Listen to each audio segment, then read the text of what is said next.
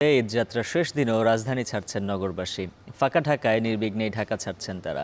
আরও খবর জানাতে মহাখালী বাস টার্মিনাল থেকে যুক্ত আছেন সহকর্মী সাজিদ আরাফাত এবং কমলাপুর রেল স্টেশন থেকে যুক্ত আছেন আসিফ ইকবাল। প্রথমেই যাচ্ছি সাজিদের কাছে। সাজিদ, জানাবেন মহাখালীতে ঘরমুখো মানুষের চাপ কেমন দেখছেন, আর বৃষ্টিতে ভোগান্তি তৈরি হলো কিনা?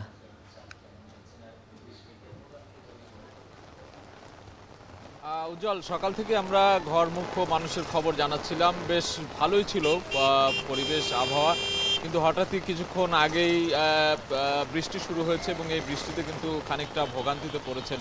বিশেষ করে মহাখালী বাস টার্মিনালে আমরা আছি, এখানে সকাল থেকেই বেশ শেষ দিনে আমরা দেখেছি যে অনেক মানুষ ময়মনসিংহ, জামালপুর, নেত্রকোনা এই অঞ্চলে যারা মানুষ আছেন তারা কিন্তু তাদের যে নিজ নিজ গন্তব্য, সেই গন্তব্যে এখানে এসেই টিকিট কেটে বাসে উঠে তারা কিন্তু গন্তব্যে রওনা হয়েছেন। তবে কিছুক্ষণ আগে বৃষ্টি শুরু হওয়ার পর কিন্তু এখন একটি বাসও কিন্তু আর ছাড়ছে না। যাত্রীরা এখানে ভিতরে অবস্থান করেছে এবং তাদের যে মালামাল, সেই মালামাল নিয়ে গাড়িতে ওঠার যে প্রক্রিয়া, সেটি কিন্তু অনেকটাই বাধাপ্রাপ্ত হয়েছে এই বিরূপ যে আবহাওয়া, সেই আবহাওয়ার কারণেই। এবং আমরা সকাল থেকে দেখেছি গত কয়েকদিনের তুলনায় ভিড় কম ছিল। বিশেষ করে গাবতলীতে কিন্তু ভিড় কম ছিল এবং আমরা যখন মহাখালী এখানে এসেছি, এখানেও কিন্তু সকাল থেকে বেশ ভিড় কিন্তু গত কয়েকদিনের তুলনায় কম ছিল। তবে আমরা দেখেছি যে ঘরফেরা মানুষের যে শেষ দিনের যে ব্যস্ততা, সেই ব্যস্ততা কাটিয়ে তারা কিন্তু শেষ দিনে ফিরছেন এবং তাদের মধ্যে আমরা দেখেছি যে একটি আনন্দ, উচ্ছ্বাস, উৎসবের যে আমেজ, সেই আমেজ ছিল। এবং তবে এই বৃষ্টি বাধায় কিছুটা বাধাপ্রাপ্ত হয়েই কিন্তু এখন তাদের আসলে কি অবস্থা, কি ভাবছেন তারা, সেটি আমরা এখনো জানতে পারিনি। জানার চেষ্টা করব যে এই বৃষ্টি বাধায় তাদের এই যে ঈদ যাত্রার যে আনন্দ যাত্রা, সেটিতে আসলে খানিকটা বিষাদের ছায়া পড়লো কিনা, সেটিও আসলে ভাববার বিষয়।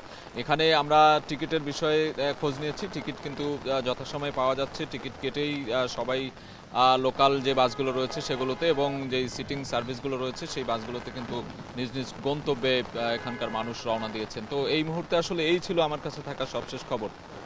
এবারে জানবো ট্রেনের ঈদযাত্রার খবর। আসিফ যুক্ত আছেন কমলাপুর থেকে। আসিফ, জানাবেন ট্রেনে আজ কি পরিস্থিতি আর ভিড় কেমন দেখছেন?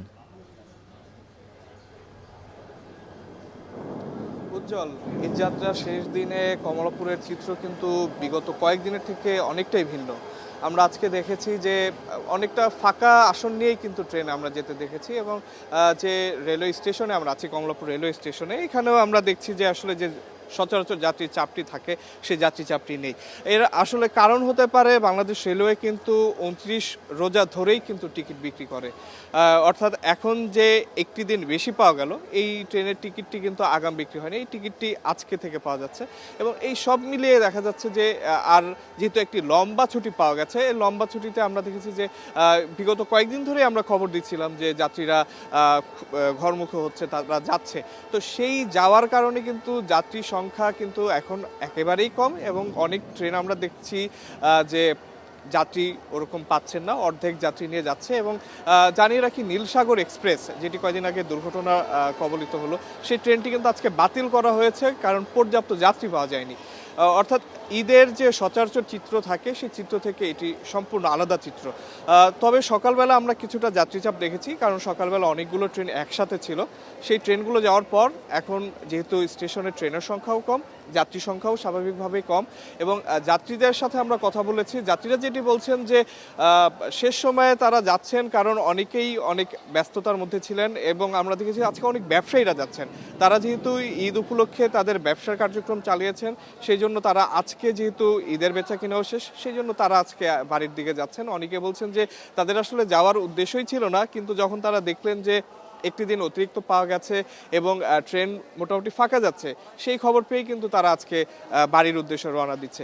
তো বলতে গেলে আজকে কিন্তু একটি স্বস্তির সাথেই যে ট্রেনের ঘরমুখী যাত্রীরা রয়েছে, তারা কিন্তু তাদের গন্তব্যে যেতে পারছেন। এবং ট্রেনের সংশ্লিষ্ট যারা আছে তাদের সাথে আমরা যেটি কথা বলে জানতে পেরেছি যে তারা যেটি বলছিলেন যে আজকে কিন্তু কোনো শিডিউল বিপর্যয়ের তো হয়ইনি, বরং প্রত্যেকটি ট্রেনই তার নির্ধারিত সময় গন্তব্যে গেছে এবং যাত্রীরা সুষ্ঠুভাবেই এবং শান্তিপূর্ণভাবে ভোগান্তি ছাড়াই তাদের গন্তব্যে পৌঁছাতে পেরেছে।